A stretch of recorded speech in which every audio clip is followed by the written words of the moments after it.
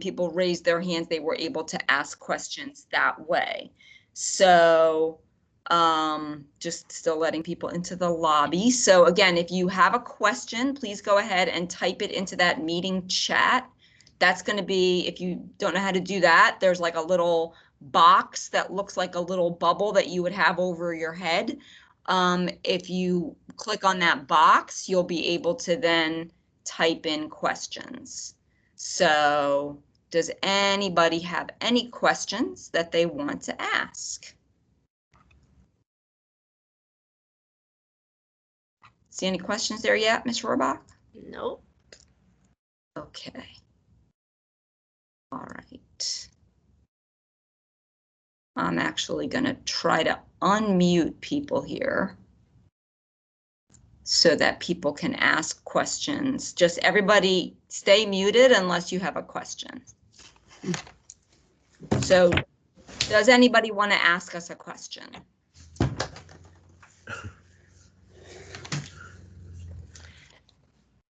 Ms. McAllister, this is Mrs. Rohr. Oh, I got a hand here. Hold on.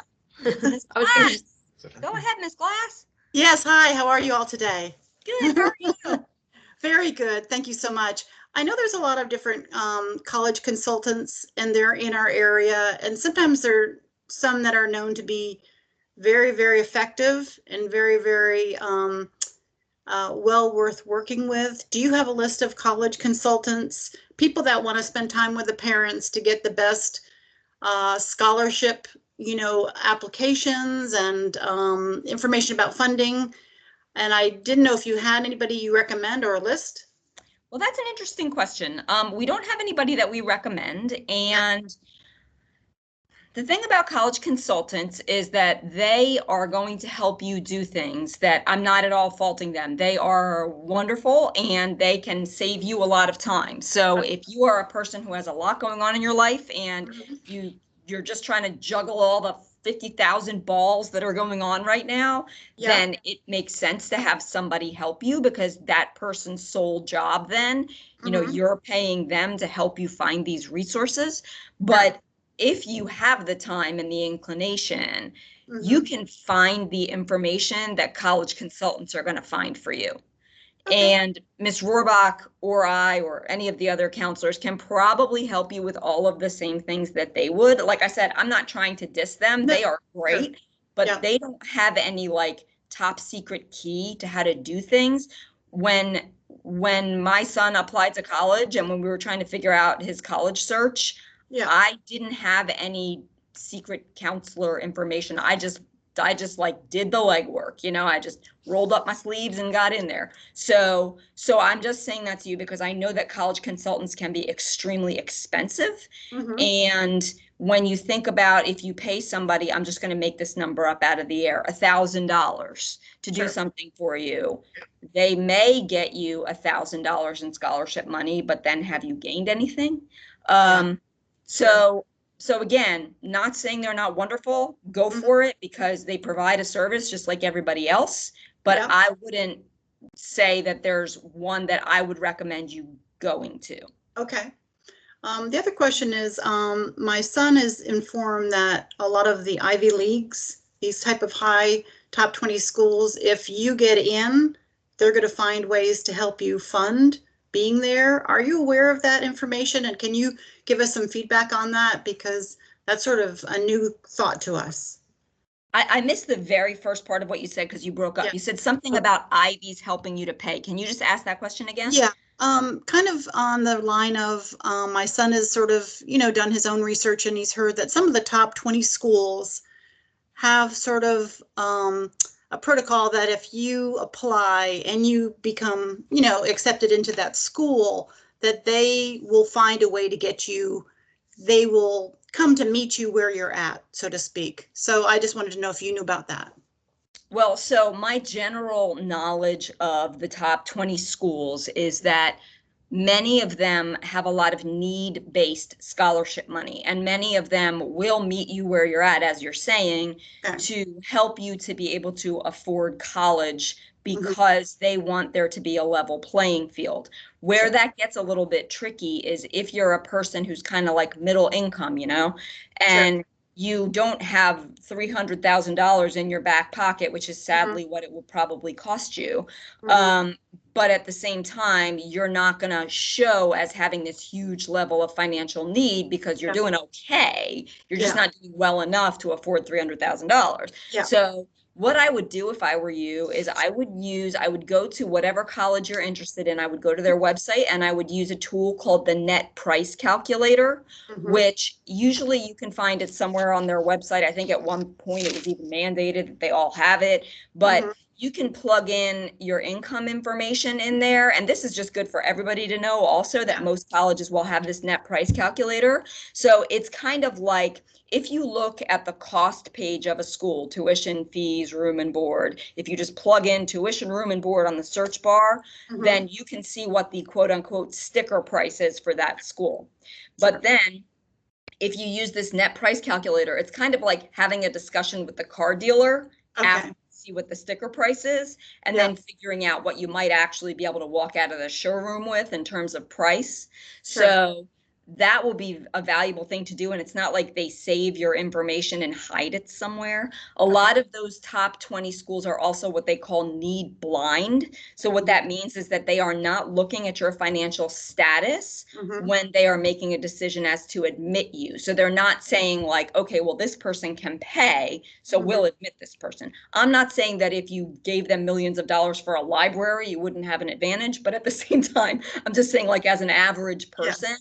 Yeah. they're not looking at your ability to pay when Mhm. they are looking at whether they're going to admit you. A lot of those top 20 schools are that way, but they are also, like I said, they are guaranteeing that money if you have financial needs. So like University of Chicago or Princeton or schools like that may say, we will meet 100% of financial need, but then that's based on your income information.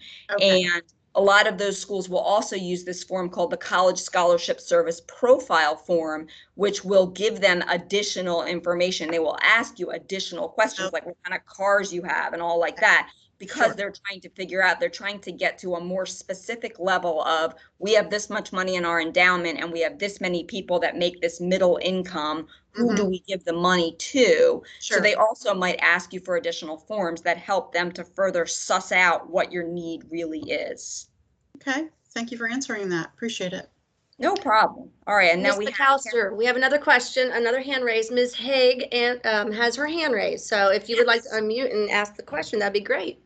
Okay, so this is a totally new process for us, so I'm completely lost. It's a lot. Overwhelmed. Do you guys have a document or a list of resources or something that is published anywhere that we can use to know how to go through this process? I know Naviance is for the students, and I'm working my way through that, but applying for scholarships, just a general overview of what we should be doing and things like that. Have you by chance seen the videos that we have posted on the website? No, I mean, I started the Naviance one, but that's it. Okay, so there are two more on there. First of all, let me just say to everybody again in the room, this is an incredibly overwhelming process. It's terribly overwhelming. So you are not alone, and you should definitely see us as resources. So you should see Ms. Rohrbach, you should see me as a resource. We're here for you. But with that said, we recognize how difficult it is. So that's why we have one the first video is, I think it's just called like the senior video or the senior bridge bill video or something like that. And you can find it above that Naviance video. So that is a very boring 50-minute presentation from me that's just telling you about the steps in the college process. It starts off by talking about different options, so military or 2-year versus 4-year school or whatever. But then from there, it talks about building your college list and things like that. Then the next video has the same name. So then you have the Naviance video that Miss Welch made.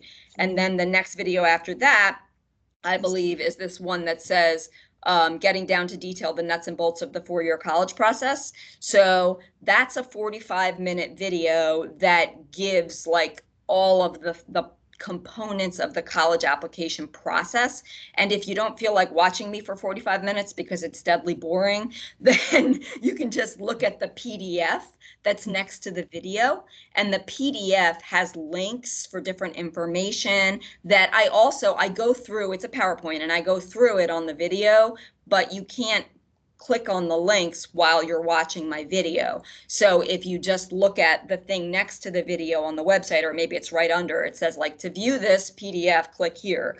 Then you can just go through that PowerPoint slide by slide and see the different resources on there. So those two things, the three videos, the first one, that's the senior video, then the Naviance one, just to help you navigate Naviance. Then the next one that is specifically, it says nuts and bolts of the four-year college application. Those videos might really help you to just get started. And then beyond that, when you're still overwhelmed, which is totally possible because it's such an overwhelming process, that's when you go back to Ms. Rohrbach or whoever, and we help you from there figure out the questions you do still have. So start there and then let us know what you still need. And just to tell you guys, just in case you haven't gotten to the counseling site yet, it's hard to find. The county has put all of the school websites in the same format, so we really don't have much control to change where the counseling page is on there. But if you go to the Allatoona website and then you go to the menu on the top left. Ms. McAllister, I'm gonna Yeah. stop you for a second because Sure. in the chat, I just posted the link to how to get to the 12th grade information tab, just straight there. You can go to Allatoona, but you can also just grab this link. You can cut and paste it. And we'll stay a few minutes after this session. Absolutely. So you can copy it and paste it if you want, or do it now. It's on there. And then also if you follow us on Instagram, I just mentioned some things that we have been posting recently at Apple Ruth that did a scholarship webinar that was free, and we try to regularly do that. But the link is right there to our website for the 12th grade information tab. Great. Thank you so much. So We also- I have a follow-up question. As Audra had asked about, the funding from schools, if you are in that middle class where you may not get financial assistance, do out-of-state schools provide merit scholarships and things like that? And then a follow-on to that is they took away school ranking. So how do you get ranking data for your child if the school requires it? Okay, so your first question was, tell me your questions again, because I'm going to write them down. It's hard for me to keep track of so many at once. So like merit scholarships, how that works for out-of-state schools, if there's stuff available at college, directly from the college or other things. And then the second question was, a lot of schools require ranking, and Cobb County took away ranking. And I'm going to keep my personal opinion to myself, but how do we get that information if we need it? Okay, so merit scholarships and in-state versus out-of-state and ranking. I am going to answer those questions, but before I do that, let me also say, let me first go back and just finish telling you guys, in case you need to find the counseling website again. I know Ms. Rohrbach just gave you the link, but if you go to menu and then about and then counseling, that's how you find us. So you go to the Allatoona website and then menu and then about, and you'll see counseling as a category. And then there's information for the 9th, 10th, 11th, and 12th grade. And it says 9th grade information, 10th grade information, 11th grade information. And there's something that says upcoming information, upcoming events. And there's also something that I just don't want to forget to tell you guys about. We have virtual information sessions with colleges. And if you go to our website and you see on there, I think it says college visits, then if you click on that, you'll see like a little picture of two people talking to each other. Maybe it's just a girl or whatever, but it's a picture and it says, interested in meeting with a college admissions counselor, click here. And then it shows you all of the college admissions counselors that are virtually coming to us, which means they're having a session, they're hosting a session, and you can register to attend that session just like you registered to attend this. So if you have questions for specific college admissions counselors, for specific colleges, and you want to do those information sessions, that is how you get to that information. And I just wanted the whole group to hear that before I forgot to say it. Okay. So anyway, and then about just financial aid in general, we are having a financial aid night. It's a virtual live event. It's going to be on October 20th at 6:30 p.m. And if you just look on the 12th grade information now or under upcoming events, you'll see that it talks about this event on October 20th at 6:30 and says that a link will be posted as it gets closer, or a sign up will be posted as it gets closer. And then we'll push out the link, same as we did with this. And that is going to be a representative from the Georgia Student Finance Commission who will be coming. He's a financial aid expert, and he will be coming to talk to us about financial aid, give us financial aid updates, and he will be available to answer questions just like we're doing right now. So that would be a really good thing for everybody in the group to go to, because it doesn't matter what your income level is, doing a FAFSA or a free application for federal student aid is going to be a really valuable thing for you to do. And just learning any updates about federal and state financial aid can't be a bad thing. So I would try to go to that as well, just to get some more general information about financial aid. So now, getting back to your questions. So specifically, you asked about merit scholarships for out of state. And even with those top 20 schools, it's not that they don't have merit scholarships. They may or they may not. You just have to look at the specific school. But yes, there are definitely merit scholarships out there.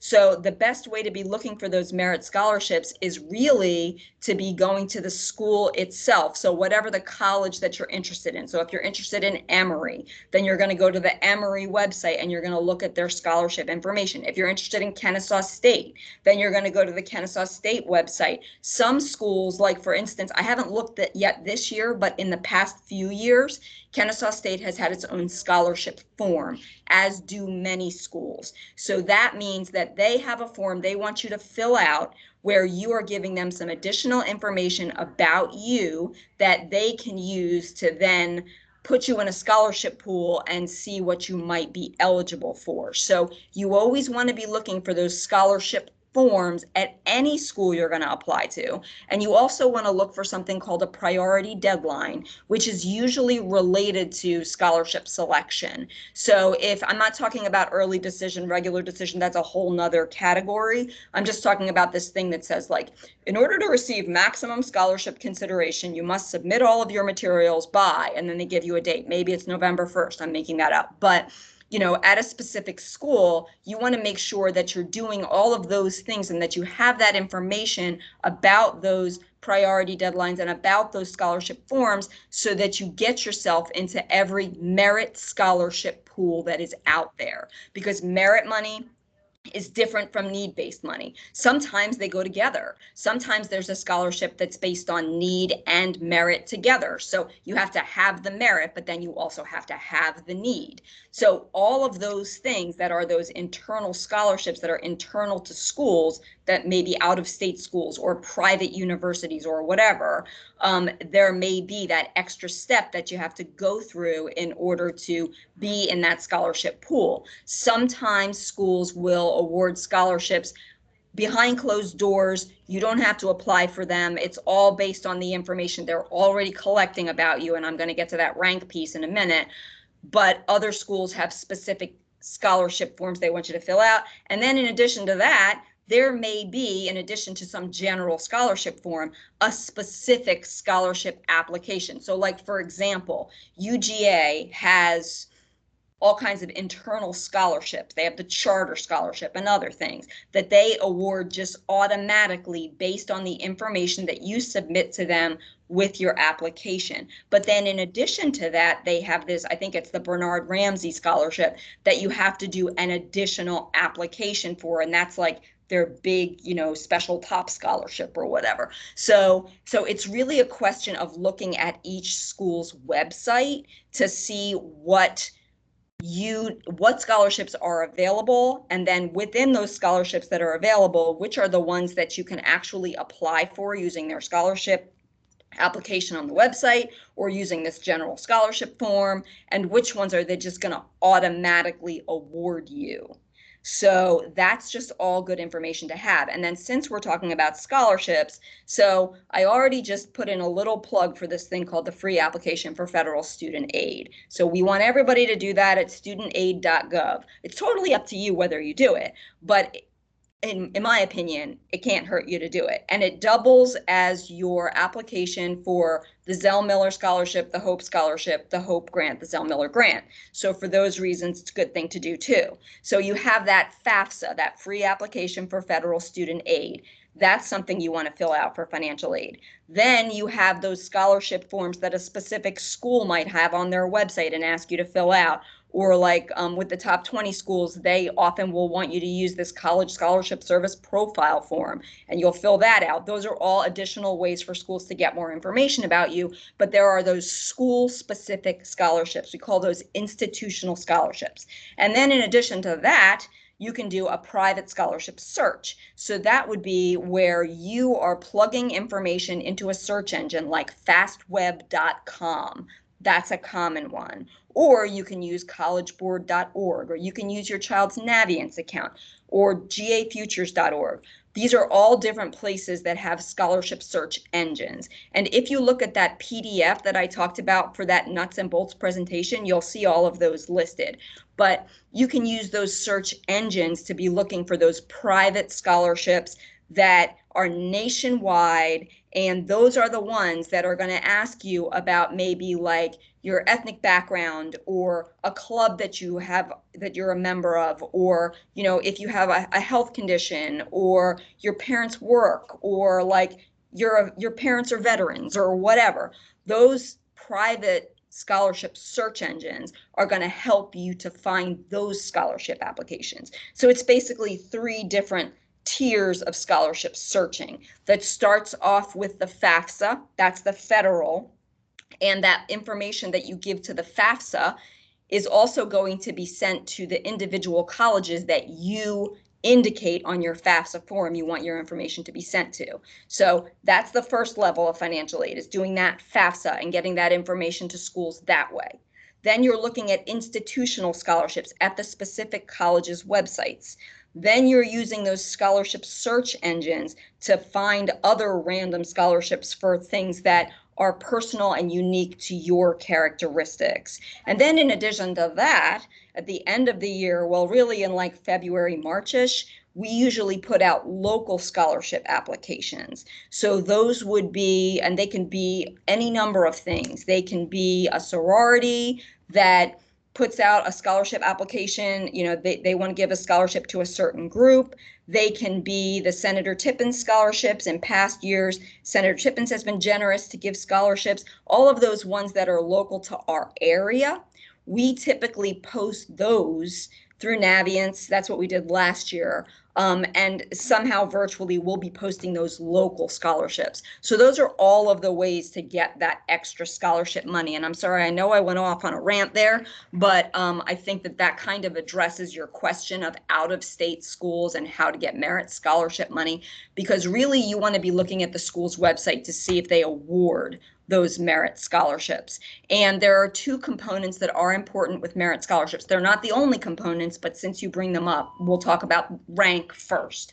So with rank, yes, it's true that Cobb County does no longer reports rank. And while some people see that as kind of like, for others, like people who are maybe in band or orchestra, it frees them up to actually choose electives without worrying about playing the GPA game and having the most weighted courses all the time. If you have a real interest in an area, but that course doesn't have an extra half quality point or an extra point, then people get very concerned about what their rank is. And it's also very stressful for students. And I have to tell you that I've worked in 4 or 5 high schools in different states, and this is the second of the ones that I've worked in that did initially rank. So my point to you is that when I worked in Pennsylvania and we had kids going to the University of Pennsylvania and Stanford and Yale and also the state schools and all kinds of different schools, they didn't have a rank because we didn't rank them. So colleges know that not every high school ranks. They understand that, just like they know that they have to re-weight GPAs because every school district across the nation might use a different GPA scale. For instance, we certainly use a different GPA scale than the South Carolina Uniform Grading Scale, but we also use a different GPA scale than Paulding. So they have to have their own way of recalculating things and placing students on a level playing field. So it's okay for you to say my school does not rank. Colleges understand that, and they're not going to hold that against you. You will still be eligible for merit scholarships if your school does not rank. Another thing that they will look at, though, they might, I can't say that for sure, is SAT and ACT scores, which brings you guys to that awful, sensitive, yucky, stressful, frustrating topic of what the hey with those tests, because they keep getting canceled. And I agree. It's awful for you all. Students, parents, Ms. Rohrbach, we all feel it. It's terrible. So a lot of schools, and I'm just going to put this out there just in general in case any of you were wondering this, some schools have this policy called test optional right now. Other schools do not. So at last I looked, this keeps changing. Last I looked, I think Alabama was still requiring SAT or ACT scores. Last I looked, like I said, that's changing daily. The university system of Georgia, on the other hand, so that would be all of the public colleges and universities, UGA, Georgia Tech, Georgia State, all of them. Sorry, guys, I was admitting somebody and that was a little distracting. All of those schools, Kennesaw State, Georgia Southern, Valdosta, North Georgia, West Georgia, all those schools, those public colleges and universities in Georgia, they are all test optional this year. So what that means is you don't have to send SAT or ACT scores to those schools. I can't say the same for sure, although I kind of think I've looked and I think this is true, but I can't say it for sure. Emory, Oglethorpe, Berry, those privates, you want to be looking to see, are they test optional or not? And all the out-of-state schools, are they test optional or not? But the reason I bring that point up right now to the question that somebody just asked is because sometimes merit scholarships for out-of-state students, or for in-state students for that matter, are related to SAT or ACT score band. So that's rough if you haven't taken an SAT or an ACT. And as of now, the Georgia Student Finance Commission, which is a whole different entity from the university system of Georgia, they are still requiring an SAT or ACT score. So SAT of 1200 or higher, ACT of 26 or higher, in order to earn the Zell Miller Scholarship, which is a state scholarship that doesn't cross state lines, but it would give you full tuition, not fees, not room and board, but full tuition at those state schools in Georgia that are public. So as of now, unfortunately, you would still need that SAT or ACT score in order to gain access to the Zell Miller Scholarship. You may also need that SAT score to get some kind of special merit scholarship at an out-of-state school, going back to that question that somebody had. So again, unfortunately, it's a question of doing homework and figuring out where those merit scholarships are. And again, just a related point, and again, you can find this resource on that PDF of the nuts and bolts presentation. There is this thing called the Academic Common Market. And it's a little bit tricky because it sounds like a great deal, but it's really not available for that many things.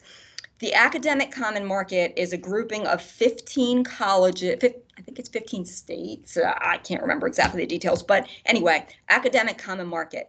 If you are applying to be in a major that is not available in the state you live in, then you can use this Academic Common Market at participating schools in other states in order to do that major in some other state. So for instance, if somebody in, I'm totally making this up, Tennessee really wants to be in sports marketing, but the University of Tennessee doesn't have that and no Tennessee school has that, they can come to Georgia and be a part of the Academic Common Market. Like I said, that's a total made up example, but if you look at the Academic Common Market information, that might allow you to get in-state tuition at an out-of-state school because your state doesn't offer that major.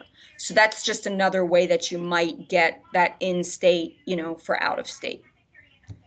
So does that answer that question? Ms. You good? McAllister? Yeah, Oh, sorry. When you get, I have another person that has asked a question about test optional. So, okay.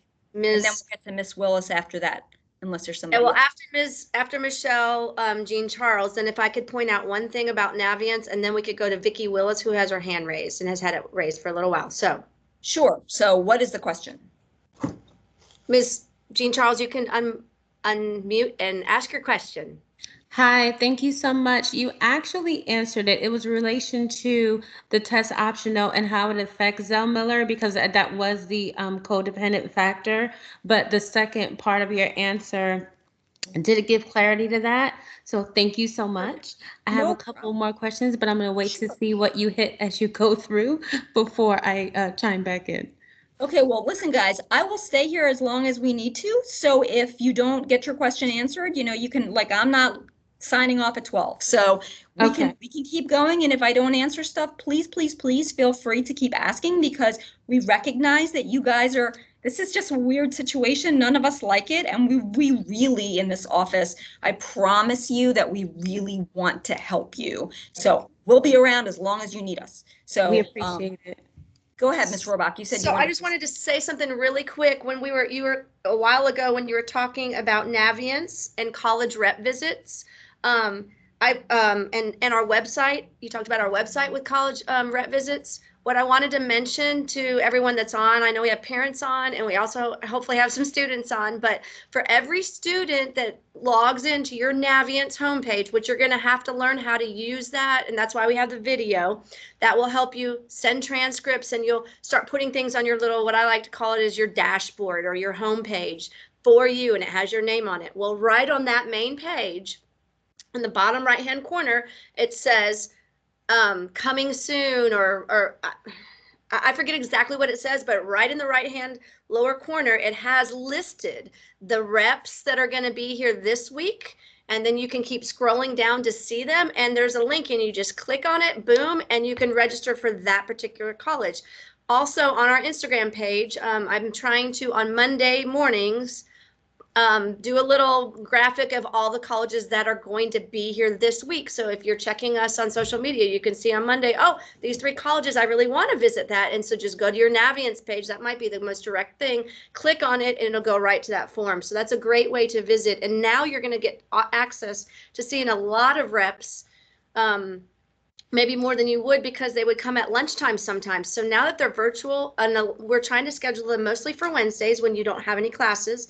And then also we're scheduling them for usually, some of them I've seen maybe are 1:30, but that was when we ended early at 1:30. Now we end at 1:50, but they're more in the afternoons, like at 2 o'clock and 2:30, so that you can have your school day, which I know is long, and then you could get on again, but you can go to the ones that you're interested, but it's as easy as going to your Naviance homepage and clicking on the one that you want to join. I think that's all I wanted to say about Naviance, but I just wanted to remind you, Naviance is such a great tool for everything college related for seniors, and that's why we did a video of a step-by-step on how to do it. But that's an easy way to get to it, besides our website. And then Vicki Willis has had her hand raised for a while, so I want to make sure if we get to her and you can unmute, and we'll go from there. And then someone after that, Ms. McAllister. Yeah. I see. Ms. Willis, what can we answer for you today? Good morning. Thank you for doing this. A question. Can you hear me okay? I can. Okay. The Common App versus the school's own application. Some colleges offer both. Does one have preference over the other for that school when you apply? Interesting question. And this is also on that nuts and bolts presentation. So I'm glad that you asked that question. So, okay, so there are like all of these different application systems, and to whoever started off by saying, thank you, brave person who asked us our first question, by saying this is totally overwhelming, what the heck, and all these application systems, it's true. So there are several application systems, and the application systems serve kind of like data warehouses, okay? So you are going to, for instance, using the Common App, which is a very popular application system, you're going to put in your name, for students are going to put in their name, address, other demographic information, parents' names, birth date, something about your residency, blah, blah, blah, all this information.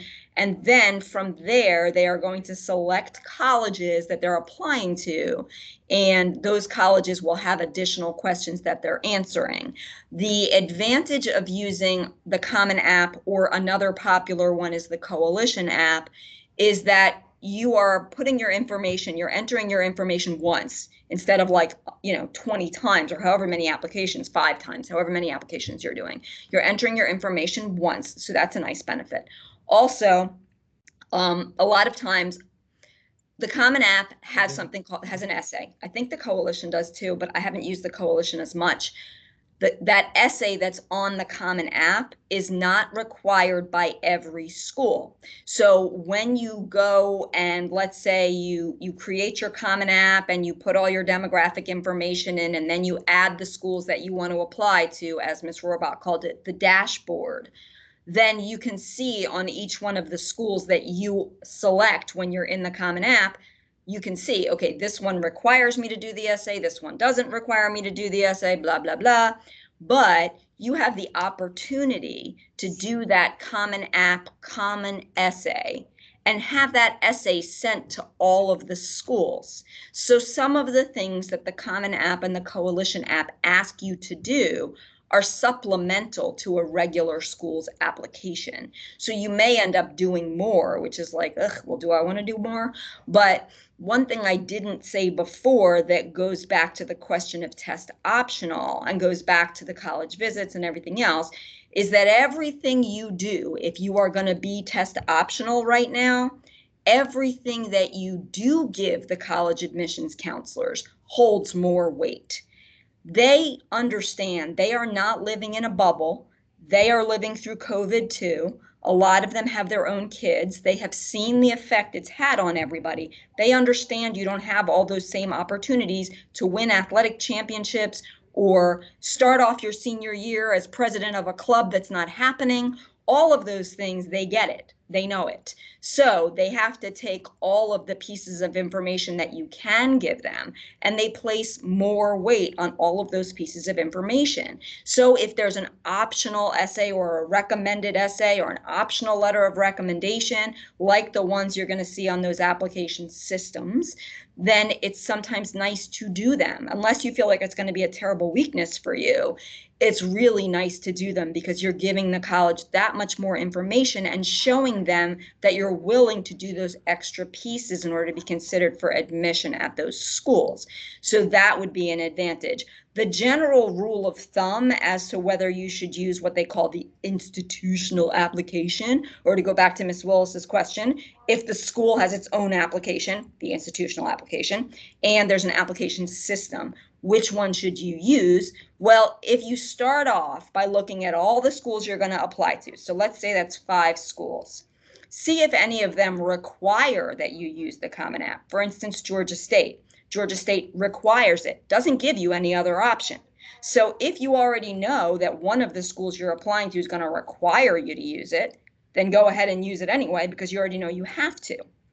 If none of the schools are going to require you to, then you could always look and see, okay, of the 5 schools I'm applying to, do 2 or more require the Common App? And if they do, then it makes sense from a time standpoint to use the Common App. Otherwise, it really doesn't matter. Colleges don't really care. And let me just plug one more thing while we're talking about these application systems, because I really want you guys to know this. There is also something, and I'm sorry if I get the actual terminology wrong, but it's something like the Common Black College Application. And that's a separate thing from the Common App or the Coalition app. It targets 56 HBCUs, or historically Black colleges and universities. 56 colleges are members of this Common Black College Application. And it's awesome because you only have to pay once, and then you can apply to all 56 of these schools. I mean, 56 is a lot. I'm not sure you want to do 56, but you have those 56 different options out there and you only have to pay once. That's not the same as the Common App or the Coalition app. With those, you have to pay separately for each application still. And I talked about there being one common essay, but like somebody was talking about the top 20, schools or whatever, the more selective schools are going to require more than that one common essay. They're going to require you to write like 2 supplemental essays in addition to the one common essay. So it's not like, I mean, unfortunately, you may have to get ready no matter what application system you're using to do more than that one common essay. But anyway, you know, that's out there. So did I answer that question? You got anything else, Ms. Willis? No, absolutely. Thank you very much. No And then- problem. We have another question, Yes, Mr. Adam. Guest. I mean, Mr. Adam Guest. Is that your last name? Sorry. I don't know who that is. Adam. Adam's our guest. Adam, you're our Go for it, guest. Adam. Can you hear me?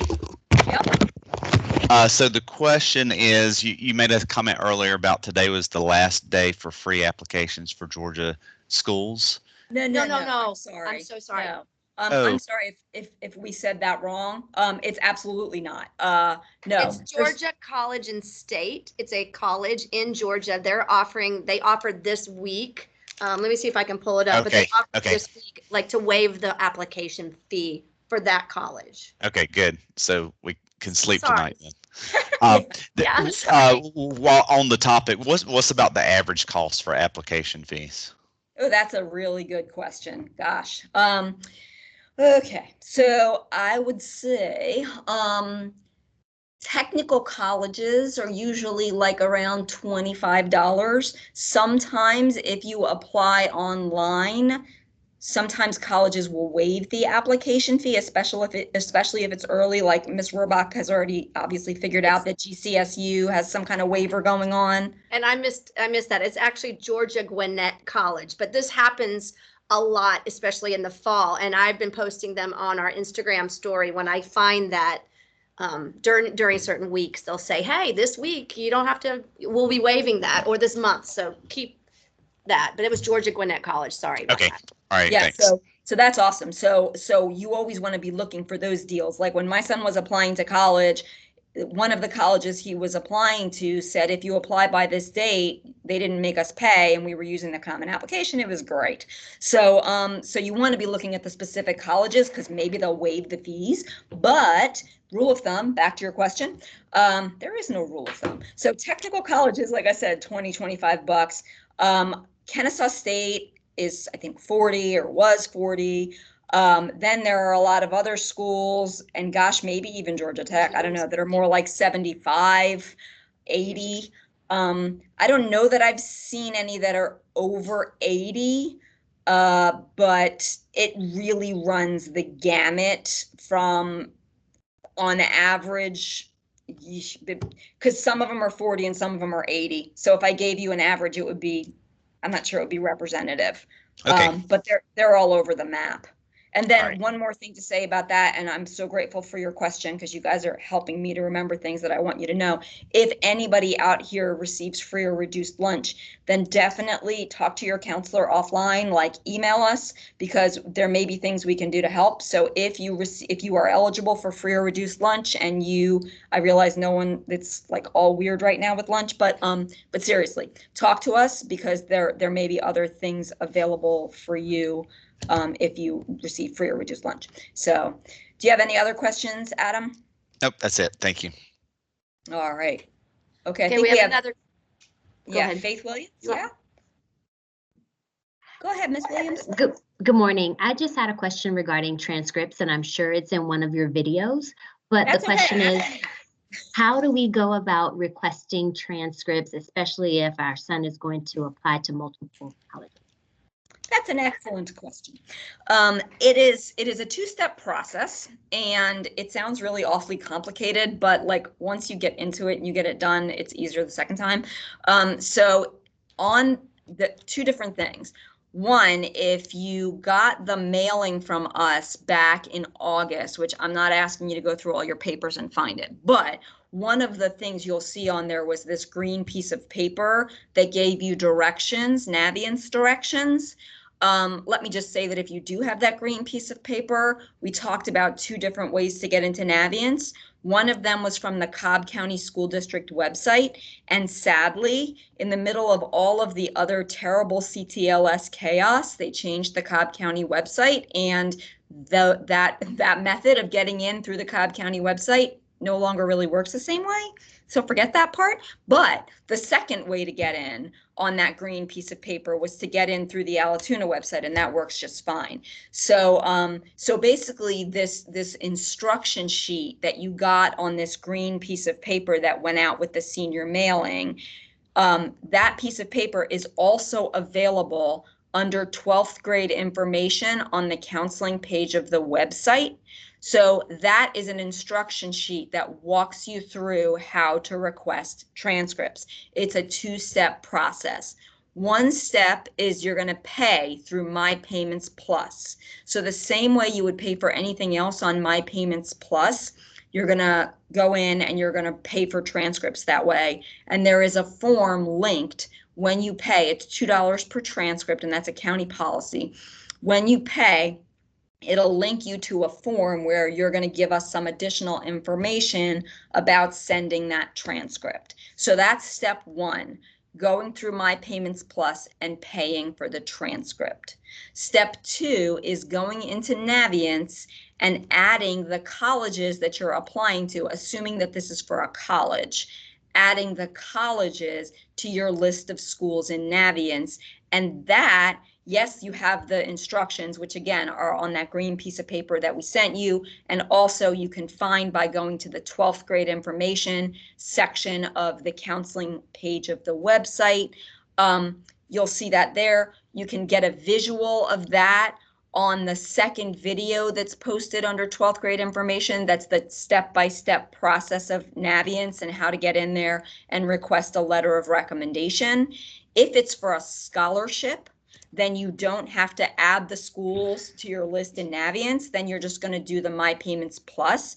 But if it's for us sending a transcript to a college, that's how we need to do that, is you need to do that two-step process. And then in addition to that, if that college requires any kind of school report, which is a form that counselors fill out for you, then we need you to go and do another step in Naviance where your students are going to fill out something called the senior self-assessment.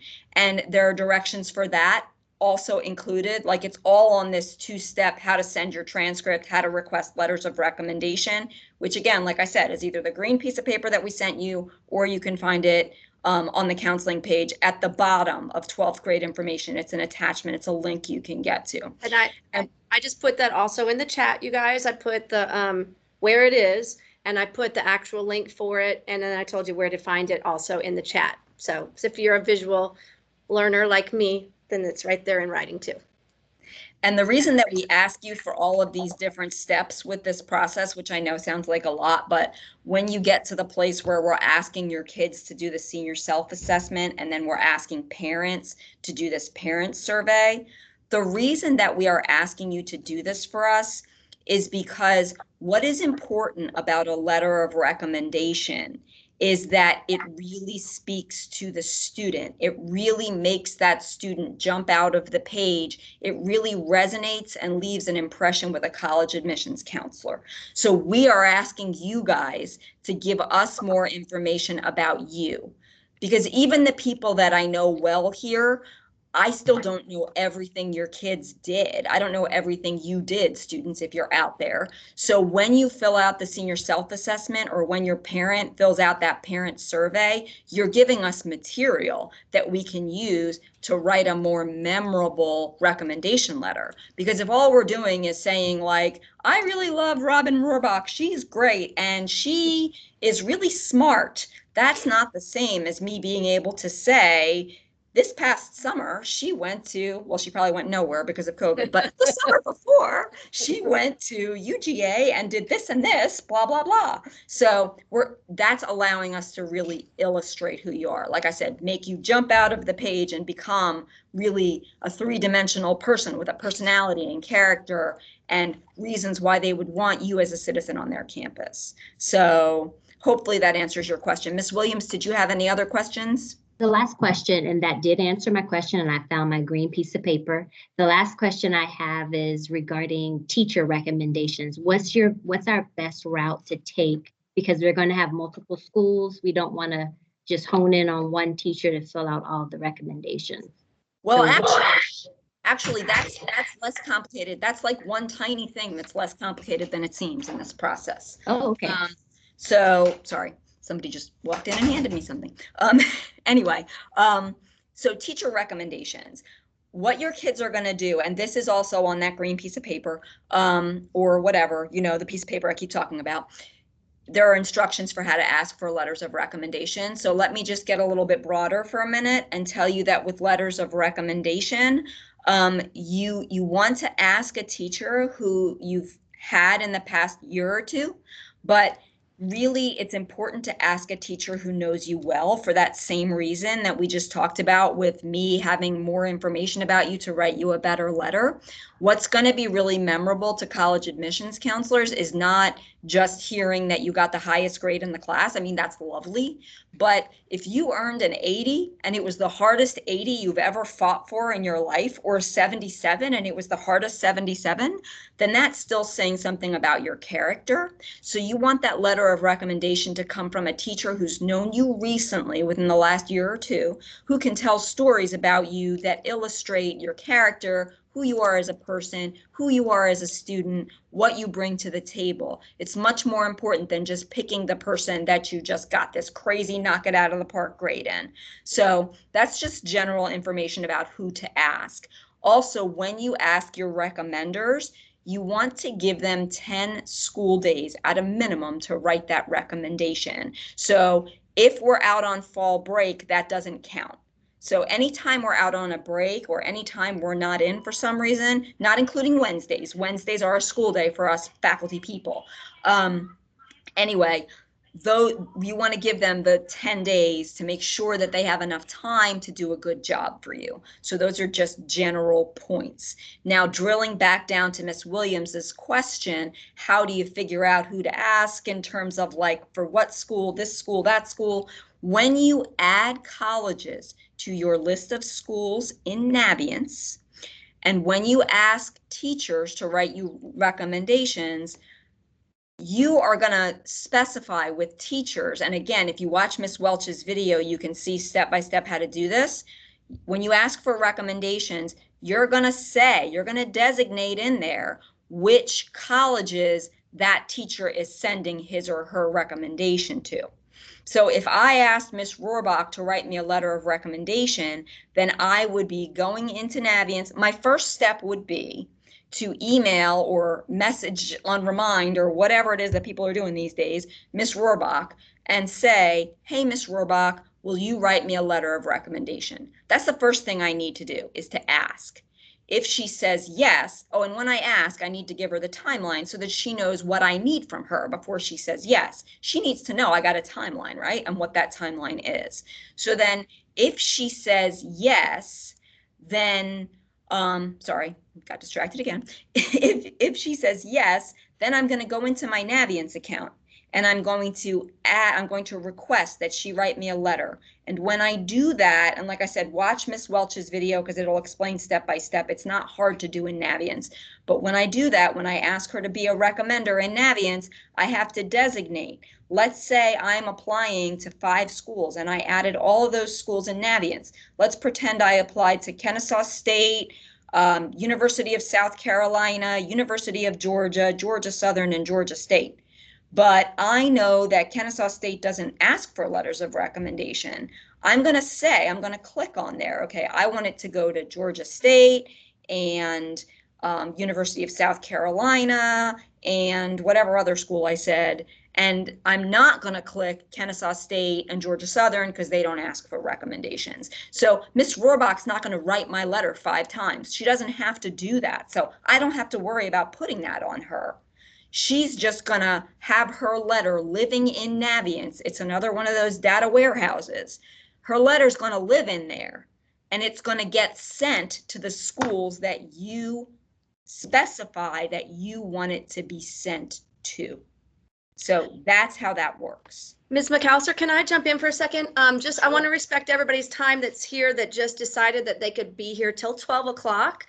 Everybody, I know Ms. McAllister, you said that you could stay later. I know I have to jump on another call shortly, but if you had a question that that's been on your heart or that you haven't said yet, if you could write it in the chat, just so that we get to those questions. And then if anybody has to scoot off because they have something else that they were going to do right around 12 o'clock or after, and then other people could stay, that might help manage our time for that. And then I'm going to have to jump off shortly. And but so I wanted to help manage that. So if you have a question that we haven't answered, since it is right about 12 o'clock, if you would write it in there, and then we can get to that right now and quickly answer it. And then whoever wants to stay with Ms. McAllister can totally stay. And we're hoping to have these, I'm assuming, Ms. McAllister, I think we kind of talked, we're hoping to have more of these chats on Wednesdays.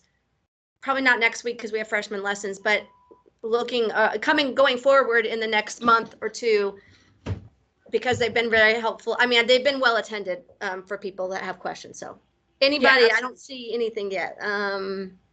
And just along those lines, while Ms. Rohrbach is just scanning to see if there are any questions, you can also email us and we can meet with you.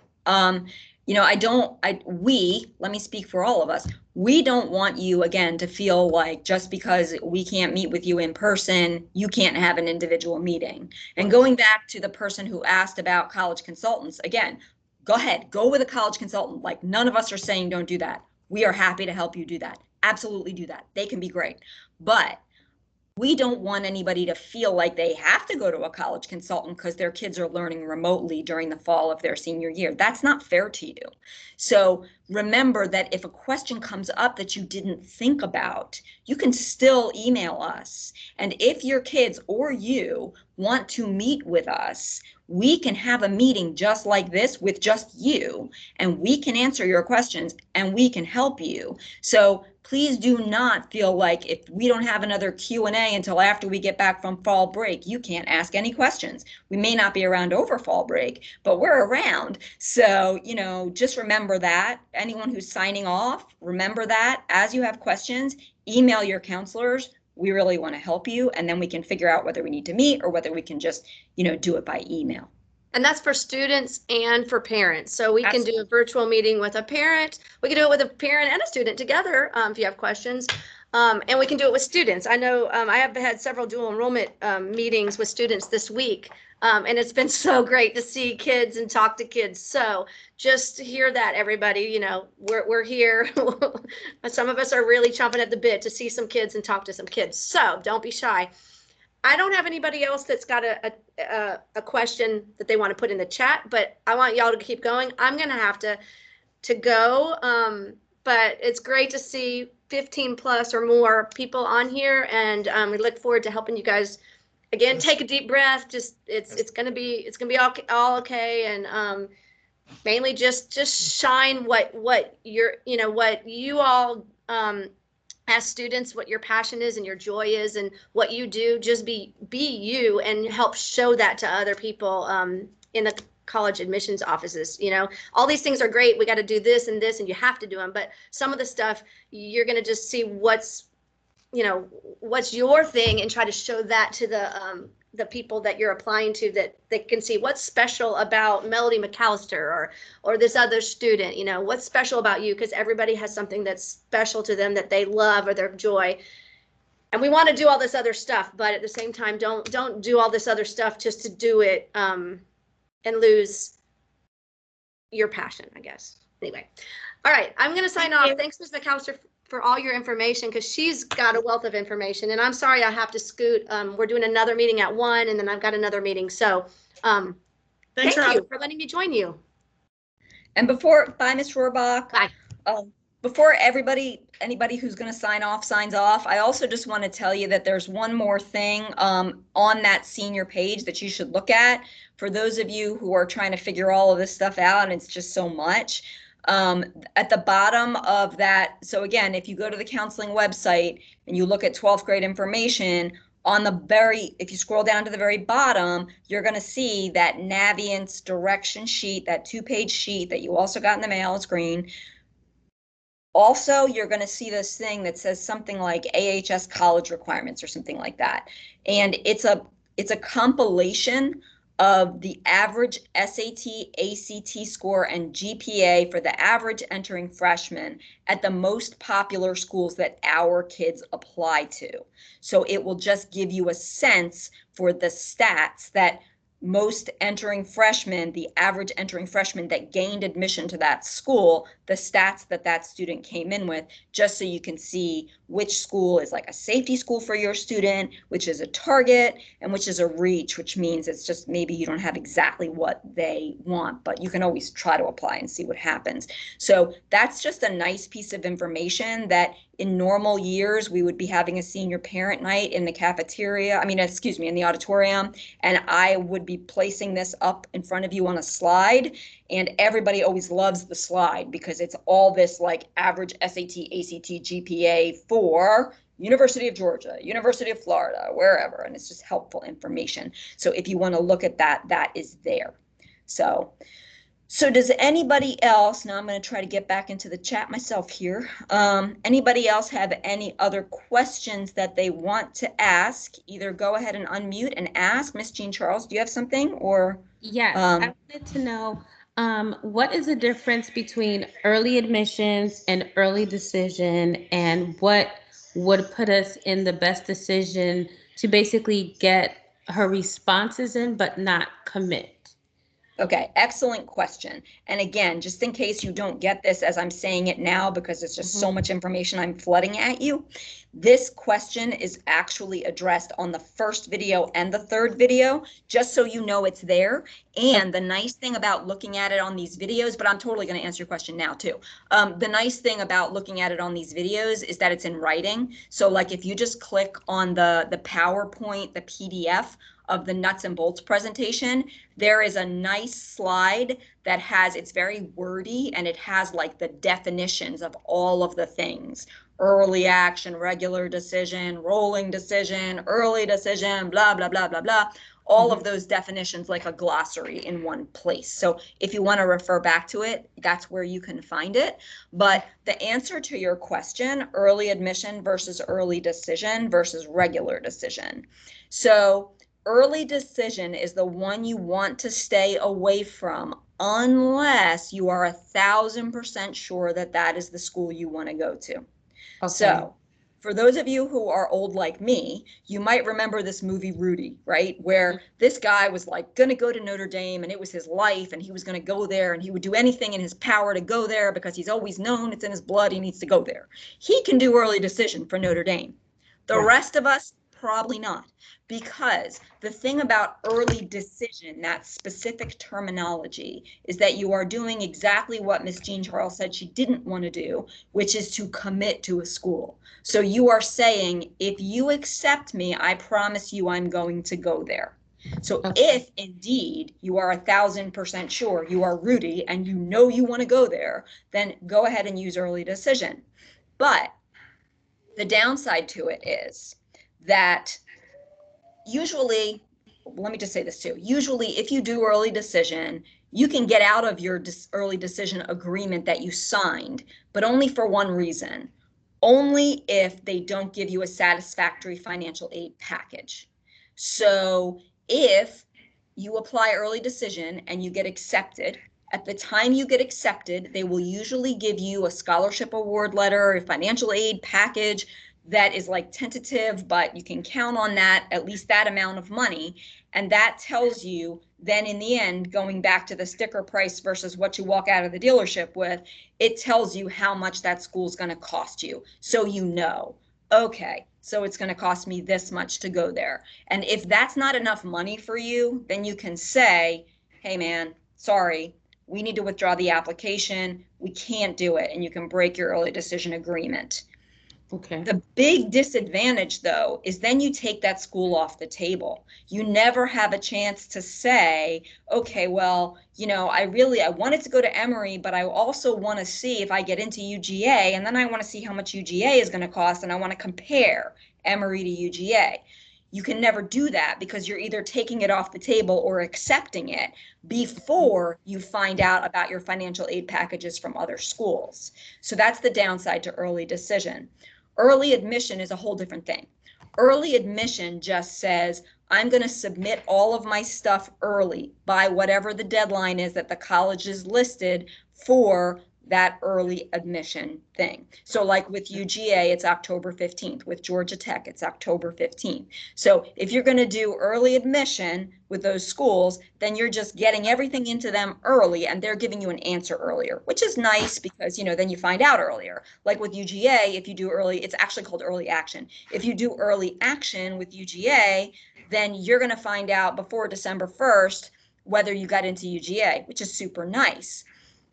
The only downside to early action is if you rush into it and you're not ready. So what I mean by that is you find out there's an early action deadline and you're like, okay, I'm going to meet that deadline because I want to get that answer early. But really, maybe it would have been better for you to wait for first semester grades. Or maybe it would have been better for you to take an extra week to make sure that your essay was perfect, or to make sure you got that letter of recommendation from that person you really wanted to write for you. Then don't rush into an early action application unless you're sure that your application is as strong as it's going to be whenever you do it. So if you are an advanced planner and you got this all figured out and you've got everything, all ducks in a row, and you have everything ready by that early action deadline, you don't hurt yourself by using an early action deadline. The worst thing that will happen is that you won't get in on that early action deadline and they will defer you to the regular applicant pool. That just means that, like using UGA as an example, they have their early action deadline of October 15th, then they have a regular admission deadline of January 1st. So if you are on the fence in terms of admission, then they will just defer you to the regular pool, and then you have to wait until like March or whatever to get your answer, and that's kind of annoying, but it hasn't really hurt you because you would have been there anyway.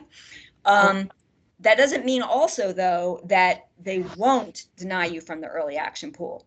They would deny you from the early action pool the same way they would deny you from the regular pool. It's not worse or better. It's the same.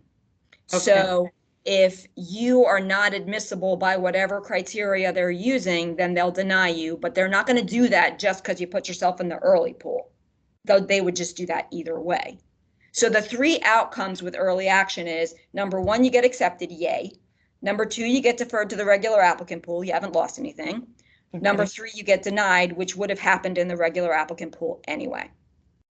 Okay. So, and just for the good of the cause, the other types of deadlines out there, the other popular one to talk about is rolling admission. And just in case you don't know what that means or it's confusing, a lot of schools will simply continue to review applications as they receive them. So for instance, Kennesaw State. So you just submit all of your materials, including your SAT or ACT scores, which you have to send through the testing agency if you're going to take the SAT or the ACT. You submit all of that to the school, and then within a certain amount of time, the school evaluates your application and gives you an answer, and it just keeps rolling on like that through the application cycle. That's what rolling admission is. That's different from a regular deadline or an early action deadline, because with regular and early action or early decision, they wait, they review all of the applications at once, they close their doors, they have a big application review thing, and then they give everybody an answer on the same day. So that's the difference between rolling admission and then those set decision deadlines. Got it. That was very detailed and helpful. Thank you so much. No problem. Anybody have any other questions? This is Adam again. I had a question. Any particular advice about student athletes? We've had probably about 15 or 20 universities contacting us, wanting my child to do athletics there. That's a really excellent question. And the first thing I'm going to say to that is this is not my area of expertise. So I only say that as a disclaimer because I feel like there may be other people out there who can help you more, who know more about the specific, like, you know, all that NCAA and NAIA stuff more than I do. But just in general, a few things. First of all, anybody who's interested in playing athletics at the college level needs to know that there are conferences that colleges play in, and I'm sure you guys all know that, but NAIA, NCAA, there may be other conferences out there. They all have their own forms, just like everything else. And whoever it was that started off this meeting, and maybe it was Ms. Glass, I can't remember, saying like, what the hey, this is so much. I'm so overwhelmed. Everything has a form, including the athletic stuff. So you want to make sure that you have been cleared through the NCAA clearinghouse or through NAIA so that you actually have permission to play at that school. And if you're thinking about test optional, you absolutely need to make sure that you don't need an SAT or ACT score in order to gain eligibility through the NCAA or the NAIA. So those are definitely things that you want to be checking on. And then beyond that, my advice for college athletes, and I don't know if this answers your question, Adam, but just in general, my experience with college athletics is that sometimes people go to college and they stay with that sport and it goes all the way through, and you use your scholarship money if you get it, and you have people that you connect with, and it's the best thing ever, forever, and you do it forever. Other people get injured, things happen, and they don't stay with the sport for some reason, which is tragic and awful. But when it happens, it's nice if you're at a school where you at least don't mind the school. So while you are considering all of these places that want you because you're wonderful and that's lovely, you also want to consider the fit. So is it what you want in terms of location, like city, suburb, country, distance from home, small versus big, has all the majors you want, has other programs you want, has the level of diversity you want? All of those other things become important, and they should be going into the school you choose. If 10 schools choose you, then you come back and you figure out what you want, and you figure out which one of them you want to choose. Okay. And with regard to athletic financial aid, scholarships and stuff, is anything there, advice? Well, I think that there are some divisions that can give athletic scholarship money and some that can't. So that's just something to know, which again, I'm so sorry. It's just not, I don't have as much information about this because my brain is not that big. I can only hold so many facts, but I would say that that's definitely a conversation to have with any coach who says that he or she is interested, to say, I mean, do a little comparison, like, okay, well, I really want to go to your school, but such and such school has given me this. Is there anything I can do? Are there any merit scholarships we might be eligible for? And again, that's when like GPA or SAT or ACT score might come into it. So I would play the bargaining game. And then, if a school really wants you, then they may be able to come up with money. And again, I think it's also dependent on the division that you're playing in. Okay, sounds good. Thank you very much. No problem. Ms. Glass, you want to unmute and ask your question? Yeah. You still have one? Thank you so much, Melody. I did type it in, but I'll just say it again. Is there anything that the ACT board or the SAT board is doing to really help our students have the ability to be tested? Mine was one of the ones that at the last minute 2 weekends ago, at McEachern, and the papers, we just can't even believe if Amazon can get me a dress at my door in 24 hours, like how did the test books not get there? But that's another subject. But, we're all frustrated parents. We're doing a lot of out-of-state applications, and having those tests are going to be very vital. We have one this Sunday, but I don't even want to take a breath around it because it's like, please, Lord, this one we have at a church. So we're hoping that maybe if it's at a church, it'll be like somehow double blessed. So, and we can't even reach these people. That's the frustrating part. ACT won't answer our chats, our phone calls to let us even go on and make 2 test dates in the same month. And there was a lovely thing that was said that everybody at McEachern that got bumped would get an email stating their and we never got that. So I find that very unprofessional. Yeah, it's very, very unfortunate. I agree with you. I've had the same experience with College Board fee waivers, trying to get extra fee waivers for this year. So it's very unfortunate. And all I can say is they are completely deluged, because as we all are living through this, we can all say that none of us in our wildest dreams would have thought that something like this would be happening. And so they're totally unprepared for it. I know that for a while, ACT was giving priority to seniors or something. One of them was giving priority to seniors, but now that's not happening anymore. I think I've heard, but I haven't seen evidence of this yet, that ACT is adding even more test dates, which they've already added more than I think they typically have.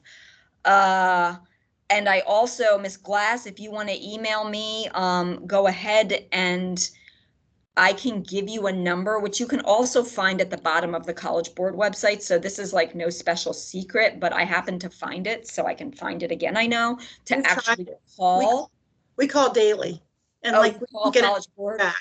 Yeah, it's Okay. almost like a broken website, this ACT. And it just blows me away where somebody like Cobb County can make a very functional website, and somebody like Amazon, and somebody like, but here is this ACT, and it's like a broken website. For a month, we've been trying to get on there and add some dates, and it's, Spinning and everything. yeah.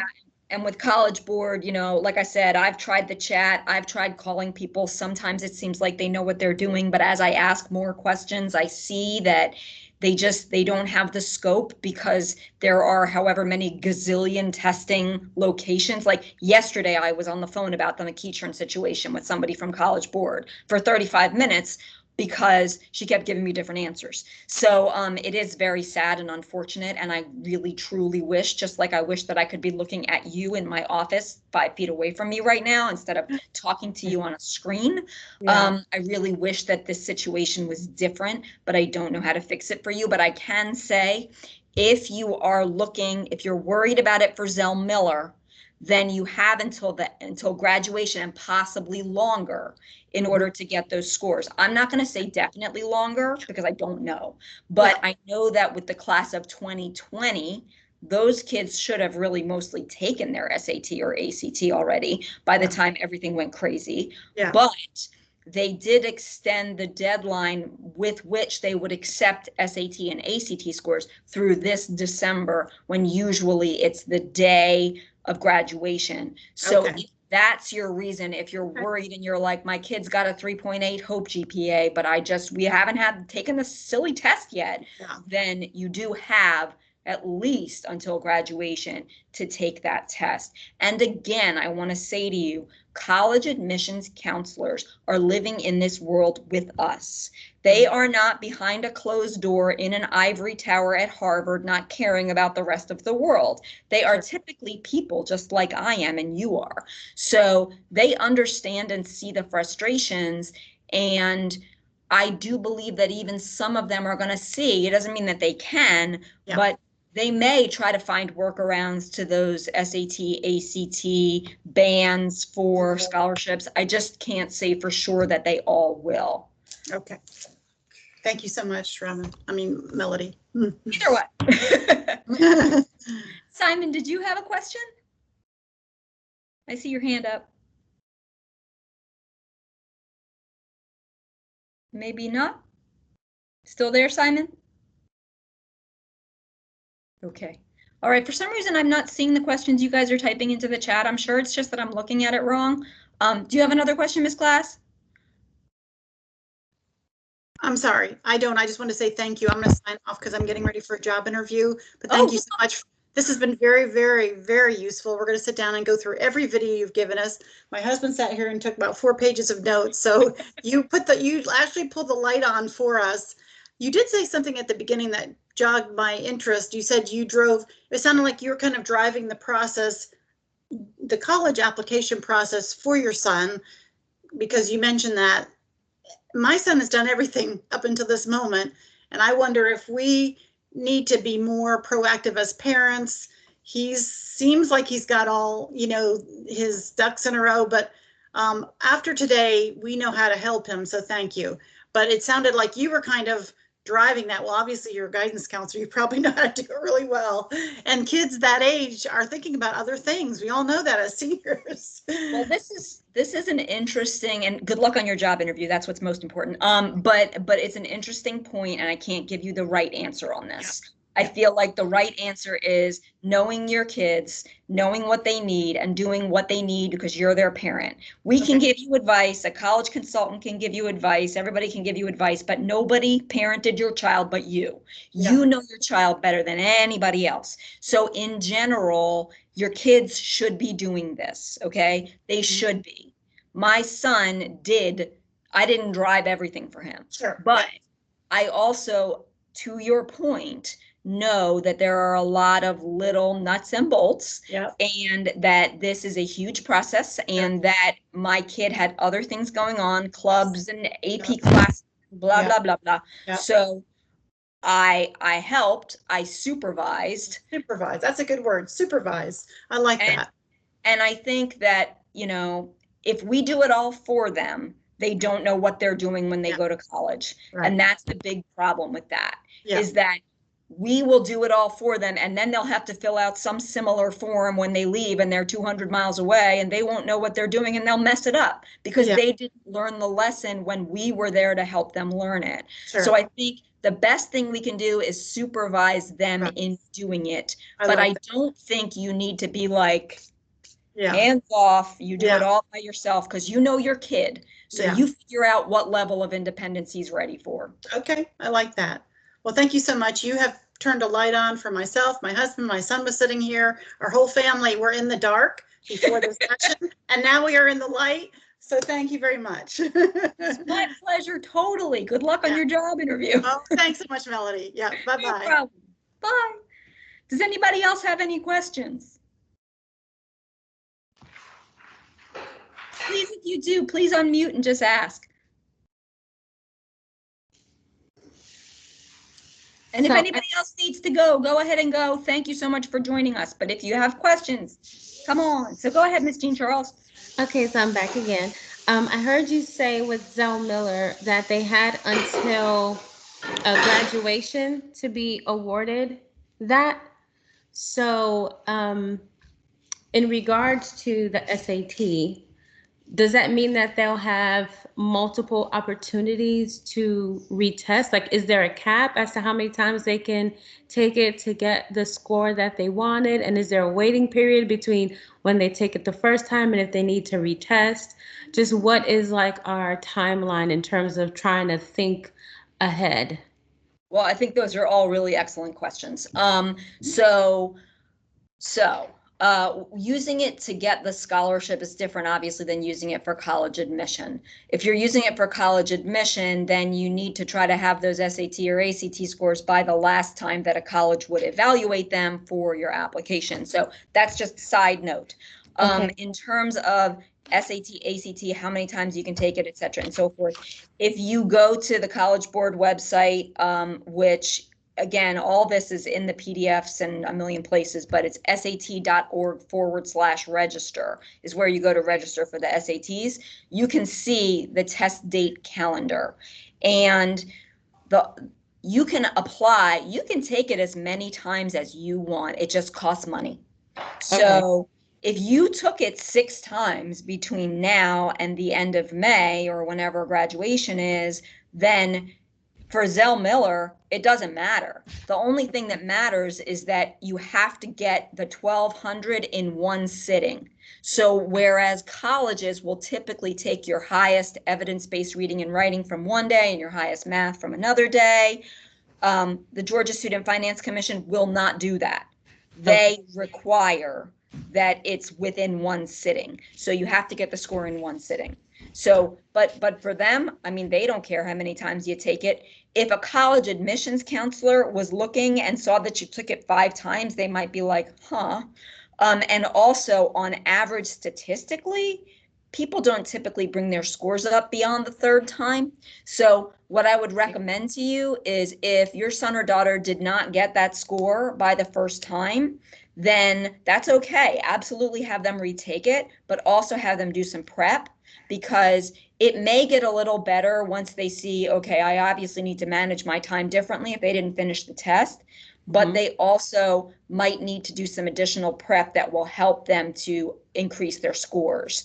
So one way to do that at your convenience without spending yet more money, which this process is expensive, is if you use khanacademy.org, so that's KHAN Academy, that has a test prep section to it, and Okay. you can take a practice SAT on there, and then if you plug that practice test into like their test prep thing, then they'll develop a customized test prep program for your child. So you'll plug in, okay, I want to get a 1200.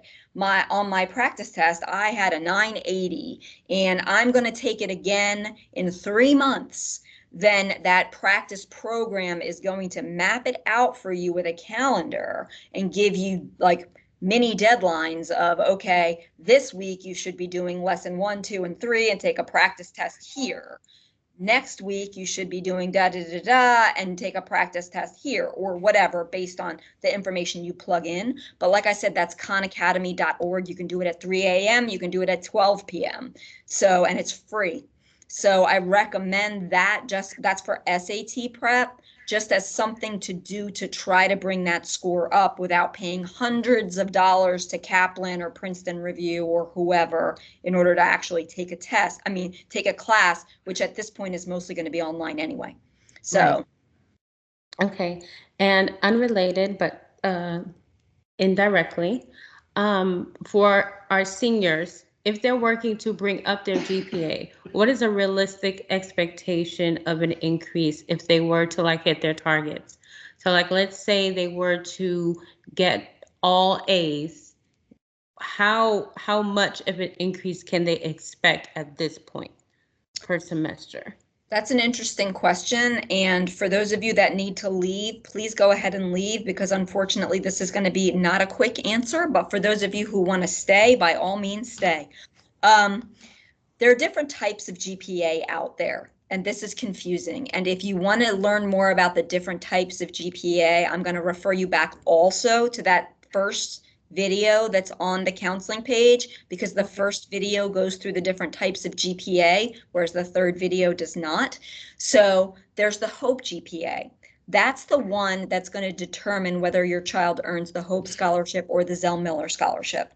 Yeah. That one is only based on English, math, science, social studies, and world language classes.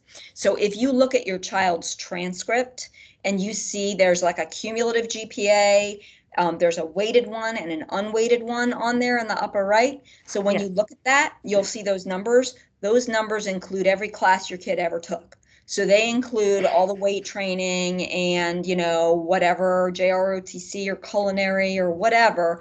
Not all of those classes are going to go into that HOPE GPA. Only the English, math, science, social studies, world language classes.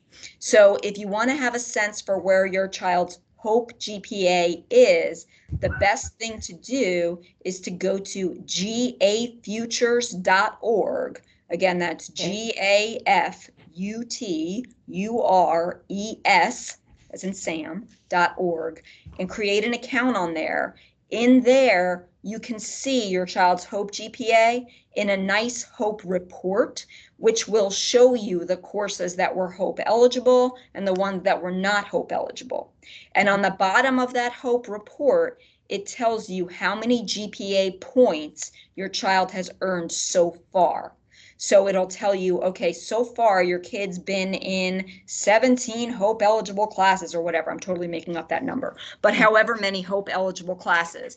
And of those HOPE eligible classes, your child has earned this many GPA points. And what I mean by GPA points is an A is 4 points, a B is 3 points, a C is 2 points, a D is 1 point. Okay. So on that HOPE report, you can see the number of HOPE GPA points your kid has earned so far, the number of HOPE eligible classes your child has taken so far. Then you can say, okay, which classes are left right now?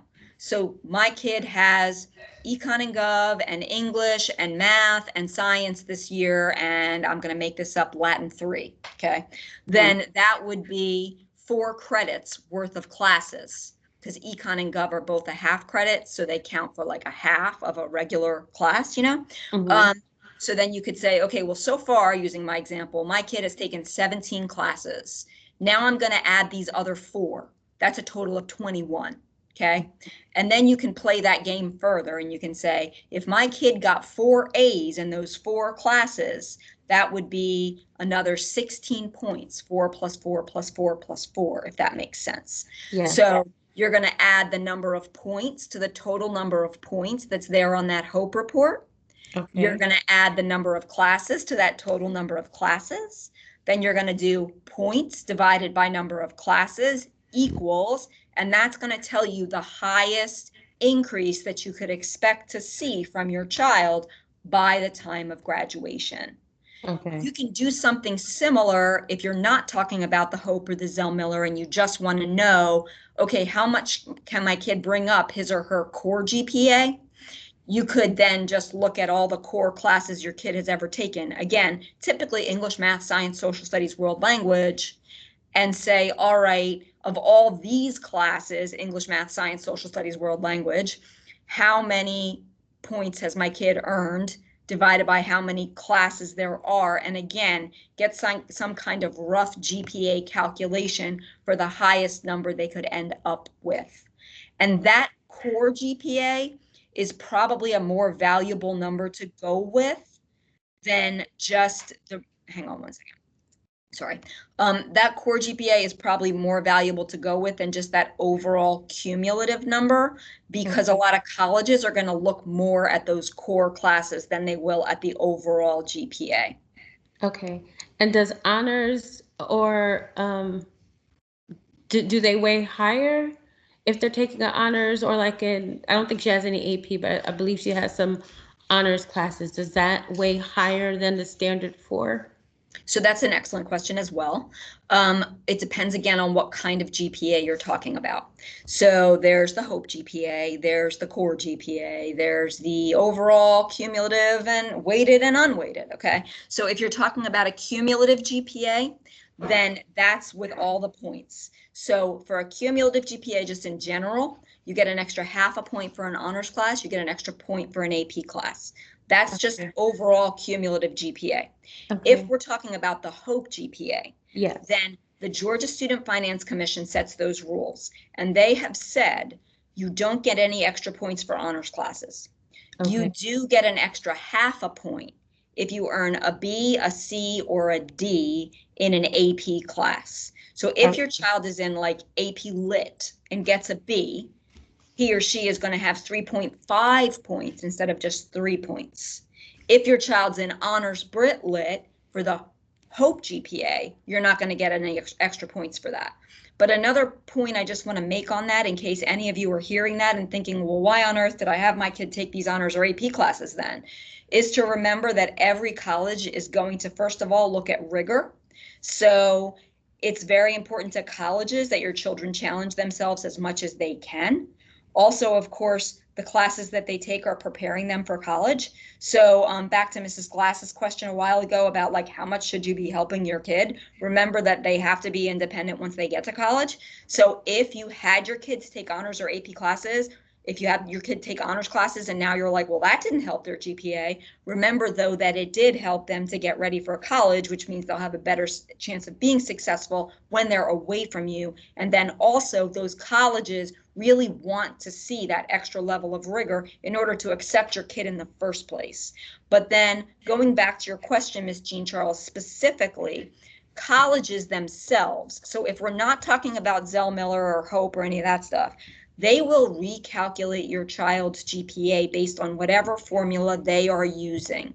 So it's impossible for me to say what exactly they're giving your child for extra weight for that class, but I can tell you that they are looking at honors or AP and they are reweighting that in their own way and giving your kid a bump somehow for being in those honors or AP classes.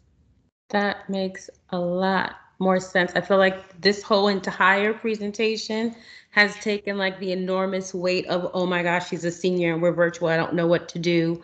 And you've put it into like digestible chunks of information, resources that I can guide her to access and make this process just easier for her. So I really appreciate it. It's like invaluable because we were. Well, it's my pleasure. And like I said, all of you people who are still here, I mean, this is this is awful. I mean, honestly, I've been doing this since 1995, and the idea that I can't be like face to face with you guys all the time is killing me. So I know how hard it is. It is hard. You're not alone. Definitely watch those video presentations. Also look at the resources we have. Like I said, with the third one, with both of them, I'm not going to lie, they're so boring. I mean, this is like so much information, and it's just my talking head. How boring. But at the same time, it's valuable. And if you just want to look at that PDF of the third presentation, it does not deal with building a list of colleges to apply to. That's in the first presentation. It does not deal with types of GPA. That's in the first presentation. But it does deal with the different components of the application process. And if you just look at the PDF, you can get to the links that will help you with things like writing essays and writing resumes and interviews and all those other million little tiny pieces of this process. And then if none of that helps, then you still should come back to us and ask us questions and let us help you. Okay. And then to directly like have a one-on-one, do we just email whoever her designated counselor is? Yep. For those? Yep, Okay. exactly right. So yeah, so you're going to email Ms. Rohrbach and just say, you know, hey, can we sit down and have a face-to-face? Got it. Or, you know, Ms. Turner or Ms. Welch. For those of you that have Ms. Turner and Ms. Welch, I would email them both and then let whoever answer. And then Ms. Neely's people, same. And then none of you here are mine, sad. But my people could do the same thing. Okay. Okay. Does anybody have any other questions? Anything else I can do to help any of you? All right, well then I am going to ring off and say goodbye to you all, and thank you so much for giving an hour and 40 minutes that you'll never get back. I'm sorry. But I really appreciate you being here with us and asking us questions and remembering that we're here and letting us help you, and I hope we've helped. So just reach out to us whenever we can help you. Thank you for your time. My pleasure. I hope everybody has a great day. You too. All righty. Take care, everybody.